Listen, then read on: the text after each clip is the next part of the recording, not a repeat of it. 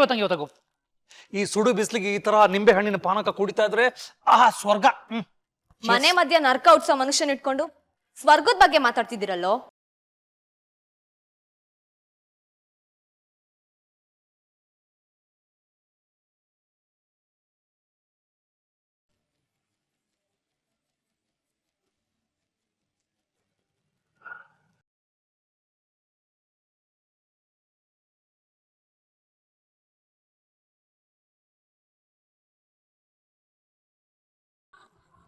ನಮ್ ಮನೇಲಿದ ನೆಮ್ಮದಿ ಕಿತ್ಕೊಂಡು ನಾವಲ್ಲಿ ಕಣ್ಣೀರ್ ಹಾಕ್ತಿದ್ರೆ ನೀವಿಲ್ ಜ್ಯೂಸ್ ಕುಡ್ಕೊಂಡು ಆರಾಮಾಗಿ ಕೂತಿದ್ದೀರಲ್ಲ, ನಿಮ್ಗೇನ್ ಅನ್ಸ್ತಿಲ್ವಾ?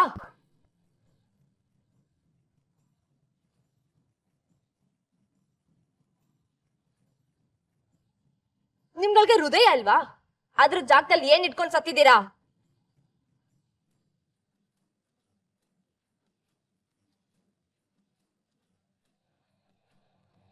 ರೀ, ನಿಮ್ ಕತೆ ಅವತ್ತೇ ಮುಗಿದು ತಾನೆ. ಸುಮ್ನೆ ಇಲ್ಲಿ ಜಗಳ ಮಾಡಕ್ ಬಂದಿದ್ದೀರಾ? ಏನ್ ಮತ್ತೆ ನಮ್ ಬಾಯಿಂದ ಕ್ಷಮೆಗಳ ಆಸೆನಾ? ಮಾಡೋದೆಲ್ಲ ಮಾಡಿ ಬೇರೆ ನಾಟಕ ಶುರು ಮಾಡಿದ್ಯೇನೋ.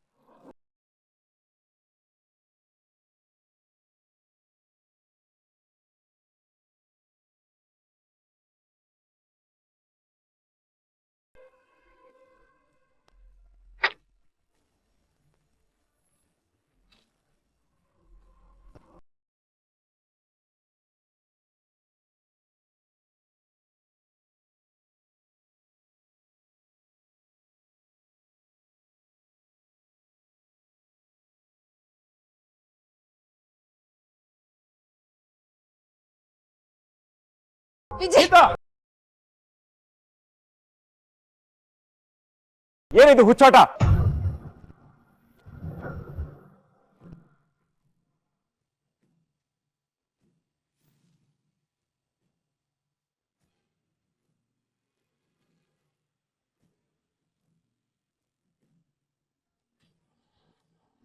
ಹೌದಾ ಸರ್, ನೋಡೋರ್ ಕಣ್ಣಿಗೆ ಇದು ಹುಚ್ಚಾಟನೆ. ಆದ್ರೆ ಈ ನಿಮಗ ಮಾಡಿರೋದು ಮೆಚ್ಚೋ ಆಟನಾ?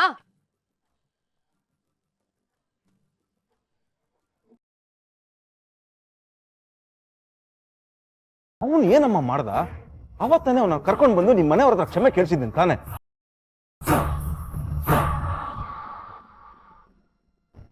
ಹಾ, ಕೇಳ್ಸುದ್ರಿ ಹೋದ್ರಿ, ಅಲ್ಲಿಗೆಲ್ಲ ಕತೆ ಮುಗಿತು ಅನ್ಕೊಂಡ್ರಾ? ಮುಗ್ದಿಲ್ಲ ಸರ್, ಮುಂದುವರಿತು. ಏನಮ್ಮ ಹೇಳ್ತಾ ಇದೀಯಾ? ಸತ್ಯ ಸರ್, ನಿಮ್ ಗೆಸ್ಟ್ ಹೌಸ್ಗೆ ನಿಮ್ ಹೆಸರು ಹೇಳಿ ನೀವು ನೊಂದು ಮನೆಯಿಂದ ದೂರ ಆಗಿದ್ದೀರ ಅನ್ನೋ ಸುಳ್ಳಾಡಿ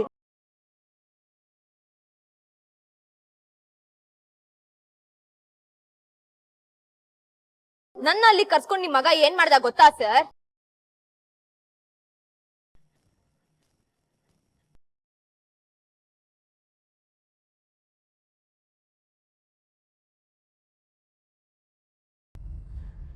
ನೋಡಿ ಸರ್, ನೋಡಿ.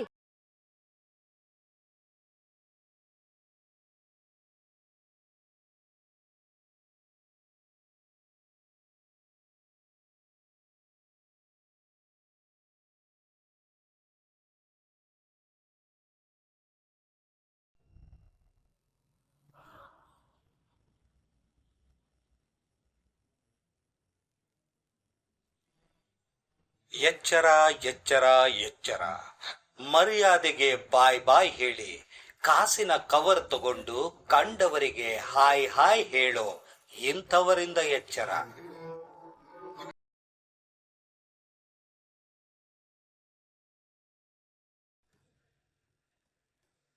ಎಚ್ಚರ ಹೆತ್ತವರೇ, ಇದು ನೀವು ಬೆಳೆಸಿದ ನಿಮ್ಮ ಮಕ್ಕಳಾಟ.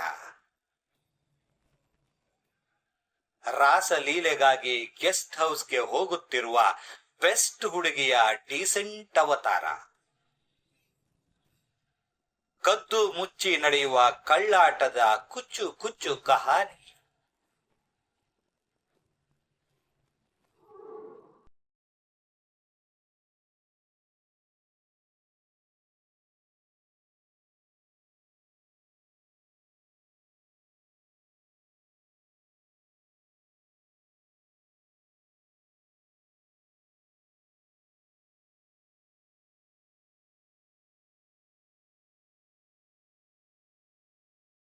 ಮೇಲ್ನೋಟಕ್ಕೆ ಅಮಾಯಕಿ, ಒಳಗಿನಾಟಕ್ಕೆ ರಸಿಕನ ನಾಯಕ.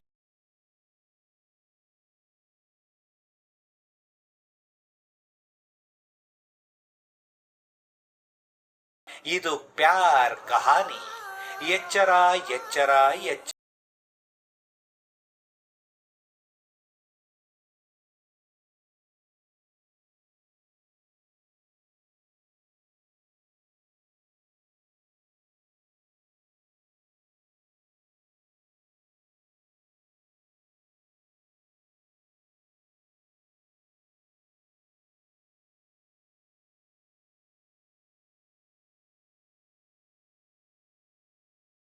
ಜೈ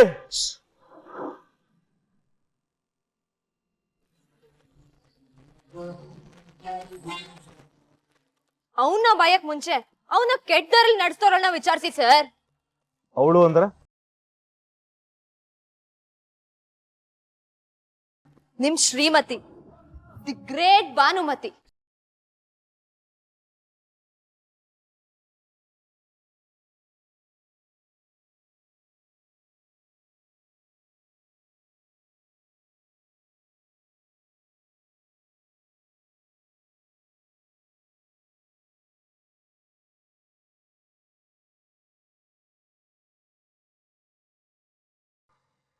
ಮಗನ್ ತಪ್ಪುಗಳನ್ನ ಕ್ಷಮಿಸ್ದೆ ಅದು ನಿಮ್ ಕಣ್ಣಕ್ ಕಾಣ್ದೇ ಇರೋ ತರ ಮರೆ ಮಾಚ್ತಾ, ಮಗ ಲದ್ದಿ ತಿನ್ಬಂದ್ರು ಮುದ್ದಾಡ್ತಾ, ಅದೇ ಸರಿ ಅಂತ ಈ ಸಮಾಜಕ್ಕೊಬ್ಬ ಕಣ್ಕನ ಕೊಡುಗೆ ಕೊಡ್ತಿರೋ ಮಹಾ ತಾಯಿ, the great Bhanumathi minister sir.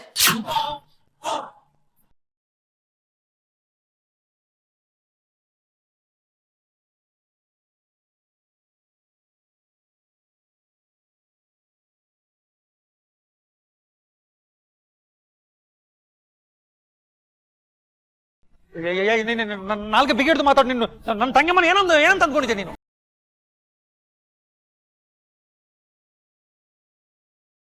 ಒಬ್ಬ ಮಗನ್ ನೆಟ್ಟಕ್ ಬೆಳ್ಸಕ್ ಯೋಗ್ಯತೆ ಇಲ್ದಿರೋ ಒಂದ್ ಹೆಣ್ಣು ಅನ್ಕೊಂಡಿದ್ದೆ.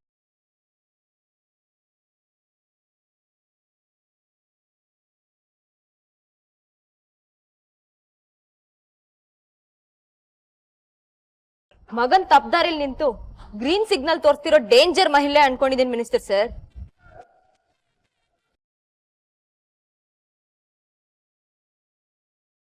ಸಮಾಜ ಉದ್ಧಾರ ಮಾಡ್ತಿರೋ ಮಂತ್ರಿ ಮನೇಲಿ ಅವನ್ಗೆ ಗೊತ್ತಾಗ್ದೆ ಸಮಾಜನ ಹಾಳ್ ಮಾಡ್ತಾ ಇರೋದನ್ನ ಕಳಿಸ್ತಿರೋ ಟ್ರೈನಿಂಗ್ ಸೆಂಟರ್ ನಡೆಸ್ತಿರೋ ಟೀಚರ್ ಅನ್ಕೊಂಡಿದೀನಿ.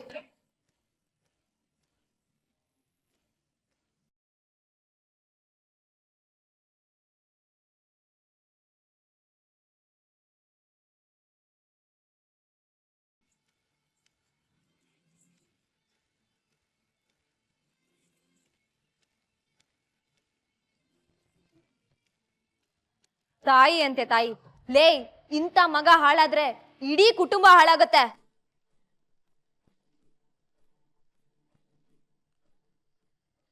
ಅದರಿಂದ ನಿನ್ ಗಂಡನ್ ಸ್ಥಾನಮಾನ ಹೋಗುತ್ತೆ. ಸೂರ್ಯಪ್ರಕಾಶ್ ಅವರು ಕೆಳಗಡೆ ಬೀಳ್ತಾರೆ.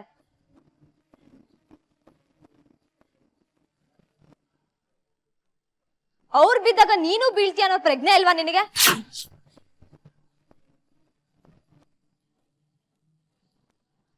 ಅಥವಾ ಬೇಕಂತಾನೆ ಹೀಗ್ ಮಾಡಿ ಅವ್ರನ್ನ ಬೀಳ್ಸೋ ಉದ್ದೇಶ ಇಟ್ಕೊಂಡೆ ಹೀಗ್ ಮಾಡ್ತಿದ್ಯಾ? ನೀನ್ ನಿನ್ ಸಂಸಾರಕ್ಕೆ ಬೇಕಾದ್ ಮಾಡ್ಕೋ, ನಿನ್ ಕರ್ಮ.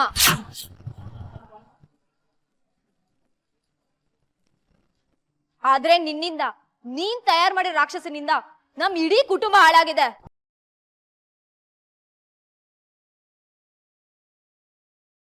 ನಿನ್ ಮಗ ಶೇರ್ ಮಾಡಿರೋ ವಿಡಿಯೋ ನೋಡಿ ನಮ್ಮಪ್ಪ ವಿಷ ಕುಡ್ದು ತಾವು ಬದುಕಿನ ಮಧ್ಯೆ ಹೋರಾಡ್ತಿದ್ದಾರೆ. ಅಮ್ಮ ಏನು ತಿಂದೆ ಗೋಳಾಡ್ತಿದ್ದಾಳೆ. ಅಪ್ಪ ಏನಾದ್ರೂ ಪ್ರಾಣ ಬಿಟ್ರೆ ನಾನು ಇರಲ್ಲ ಅಂತ ಗೋಳಾಡ್ತಿದ್ದಾಳೆ.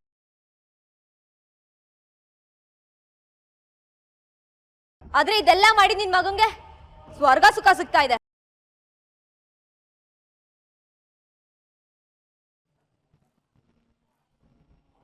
ಹೇಳಿದ್ ಕೊಡ್ತಿದ್ಯ ಅಂತ ಮಗ ಮೆರೀತಿದ್ದಾನೆ, ಸಂಸಾರ ನೆಟ್ಟಗ್ ನಡೆಸ್ತಿದ್ದಾಳೆ ಅಂತ ಗಂಡ ಅನ್ಕೊಂಡಿದ್ದಾರೆ.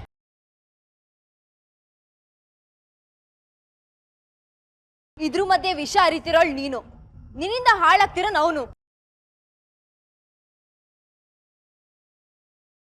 ಇವನಿಂದ ಸಮಾಜ, ಇದರಿಂದ ನೀನ್ ಸಾಧಿಸೋದೇನು?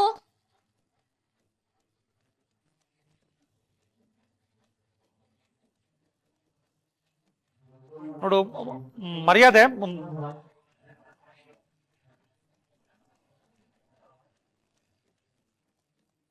ಮರ್ಯಾದೆ ಯಾರ್ಗೆ? ಇವಳಿಗೆ. ಇವಳಿಗ್ ಮರ್ಯಾದೆ ಕೊಟ್ರೆ ನನಗ್ ಮರ್ಯಾದೆ ಇಲ್ಲ. ಇಷ್ಟಕ್ಕೂ ಅಡ್ಡಾರಿಲ್ ಹೋಗೋರ್ಗೆ ಬುದ್ಧಿ ಹೇಳ್ಬೋದು, ಆದ್ರೆ ತಾನೇ ಅಡ್ಡಾರಿಲ್ ಕೂತಿದ್ರೆ ಬುದ್ಧಿ ಹೇಳಕ್ ಆಗತ್ತಾ?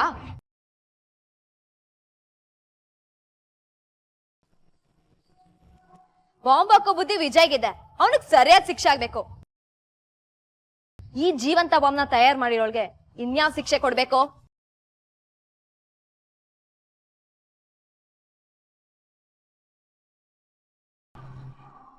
ಅಲ್ಲಮ್ಮ, ಮಗ ಕೆಟ್ಟೋದನ್ನೋ ಕಾರಣಕ್ಕೆ ನನ್ನ ತಂಗಮ್ಮನ್ಗೆ ಏನಕ್ಕೆ ಬೈತಿ? ಅವಳದೇನ್ ತಪ್ಪು? ಈಗೇನ್ ಮಾಡಕ್ ಸಾಧ್ಯ ಇಲ್ಲ, ಮಾಡಿದಿದ್ರೆ ಅವಾಗ್ಲೇ ಮಾಡ್ಬೇಕು. ಮೇಷ್ಟ್ರು ಕಾರ್ ಸುಟ್ಟಾಗ, ಕಾಲೇಜಲ್ಲಿ ಕಾಪಿ ಹೊಡೆದಾಗ, ನನ್ ಮೇಲ್ ಪೆಟ್ರೋಲ್ ಸುರಿದಾಗ, ಕಾಲೇಜ್ನ ಬಾರ್ ಮಾಡ್ಕೊಂಡಾಗ,